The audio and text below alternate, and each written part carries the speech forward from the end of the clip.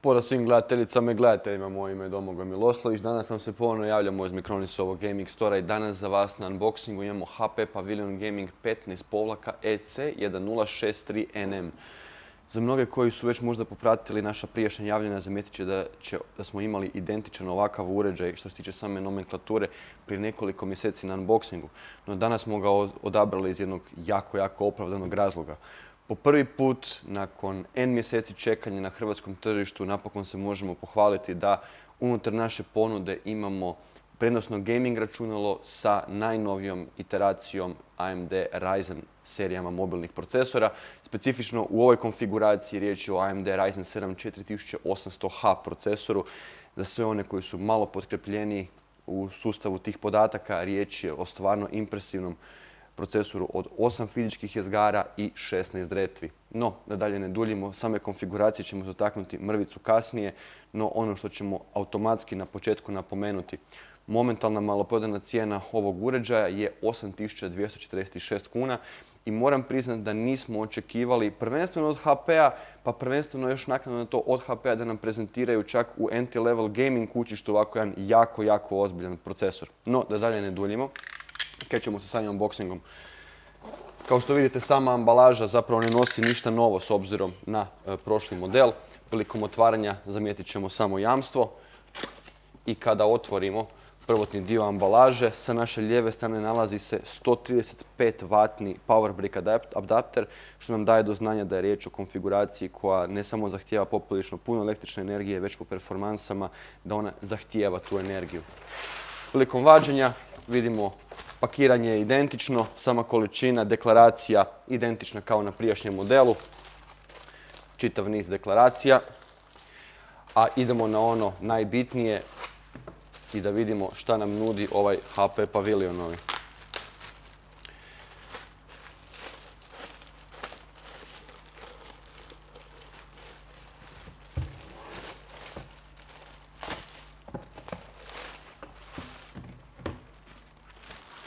Kada smo uklonili samu ambalažu, pokušat ćemo otvoriti sam uređaj sa jednom rukom i vidimo da bez problema to možemo napraviti.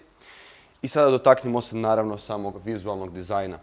Dapače, čak ne vidim nekakve direktne različitosti od prošlog modela. Ukoliko pogledamo prednje pročelje, HP-ov zeleni logo. Prilikom otvaranja zamjećujemo dugu elongiranu šarku, 15,6-inčni Full HD IPS ekran, veoma tanki bezeli, web kamera se nalazi na gornjem dijelu kućišta ekrana. Nastavno, sama šarka je duga elongirana unutar aluminijskih profila koji se nastavljaju na čitavu aluminijsku šasiju samog kućišta. Gornji dio samog kućišta je od gumirane plastike, što ćemo posebno pohvaliti jer ostavlja dojam veoma velike kvalitete. A što se tiče same kvalitete kućišta, stvarno je izvrsno i ne vidimo granično nikakvih uvijanja. Znači, iz aspekta samog kućišta ništa novo. Što se tiče same tipkovnice, također raspored je identičan. Makro gumbi su i dalje tu, naravno ona je pozadinski osvjetljena i elongirani lijepi trackpad se i dalje nalazi na svom adekvatnom mjestu. Jedini način da raspoznajemo ovaj model od prošlogodišnjeg modela, to je prošlog modela, što nam se u desnom kutu nalazi Ryzen 7 naljepnica sa dodatnom napomenom 4000 serija.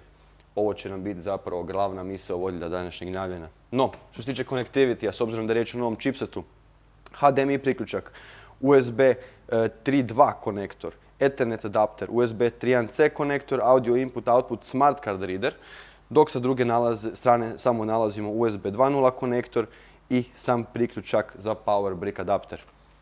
Sa donje strane zamjećujemo istu količinu usisnog prostora, no ne znam koliko se nazire na samom videu, ventilatori puno veći i puno ozbiljniji. A sam prostor za ispuh na stražnjoj strani je dodatno elongiran i stavljen pod veću kosinu da imamo puno veći izlazni prostor toplog zraka. A idemo sad na ono najbitnije. Zbog čega odabrati ovaj uređaj? Iz jednostavnog razloga što sadrži nevjerojatno moćan procesor po stvarno prihvatljivoj cijeni. Kada se razgovaramo o najnovijem AMD-ovom Ryzen 7 4800H procesoru, razgovaramo se zapravo o high performance procesoru koji je rađen na 7 nanometarskoj tehnologiji. Njegov sveukupni TDP je zapravo 45 W, što ga zapravo svrstava u kompeticiju sa legendarnom Intelom i7. No ono što je krucijalno, iz aspekta nekakvih performansi na bazi više jezgranosti, upravo ovaj procesor, za razliku od generacije 9 Intela, znači 9750H, nudi 40 do 60% bolje performanse upravo u takvom nekakvom radnom okruženju. Što smatramo granično nevjerovatno iz jednostavnog razloga što za cijenu ovakvog laptopa, da bi postigli iste performanse, Intel jednostavno nema odgovora. Da bi zadržali isti ovaj cjenovni razred, bili bi primorani od Intela uzeti i5 9300H, koja zapravo indirektno nije ni do koljena ovom procesoru iz aspekta surovih performansi. Nastavno na to, od same memorije pohvalit ćemo AMD, što je zapravo na ovom najnovijem procesoru odlučio se za brži memorijski kontroler, tako da u ovoj konfiguraciji razgovaramo o 2x8 DDR4 radne memorije na 3200 MHz, tako da dodatne performanse možemo očekivati upravo na temelju tog povećanja radnog takta memorije. Nastavno na sve to, 512 GB SSD-a na M2 NVMe protokolu. Zapravo sam SSD se nije promijenio i već je riječ o stvarno legendarnom Western Digital M2 rješenju. Uz sve to, na ovoj konfiguraciji imamo predinstalirani Windows 10 operativni sistem, tako da u principu za 8246 kuna dobivate jednu neopisivo moćnu radnu stanicu. Dapače, čak u nekim aspektima, unatoč svojoj cijeni, ovaj procesor u kombinaciji s ovom radnom memorijom bez problema može konkurirati čak i i9 seriji procesora 9. generacije, pogotovo u aspektu rada u Adobeovom paketu ili bilo kojem sustavu programa koji zahtijeva surovu procesorsku snagu. Sada da komparativno gledamo cijene između nekakvog i9 laptopa i ovog Ryzena, doslovce za i9 ćemo morati dati između 17 do 25 tisuća kuna. Čisto toliko da vidite koliki je zapravo napredak u performansama što se tiče najnovijih serija Ryzen procesora. Što se tiče ostatka, a to je naravno grafička kartica koja nije zanemariva, ali vidi se da zapravo HP nije ciljao ovom uređaju da nosi prvoklasne grafičke performanse.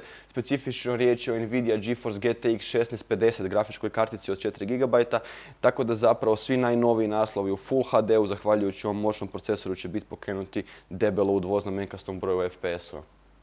U sve to napomenut ćemo još dvije bitne stvari, to je sama masa, koja ne prelazi 2 kg, a uz to možemo zaključiti da je baterija malo povećana s obzirom na malo povećanu masu s obzirom na prošli model, tako da razgovaramo o litij-ionskoj troćelijskoj bateriji od 53 Wh, specifično 52 Wh i pol.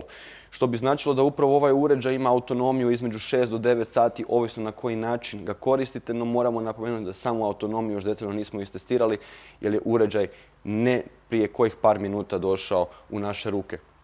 Nastavno na sve ovo, još ćemo posebno izdvojiti naravno Bang & Olufsen dual speakere koje se nalaze na gornjem dijelu kućišta i naravno legendarnih 3 godine jamstva od HP-a.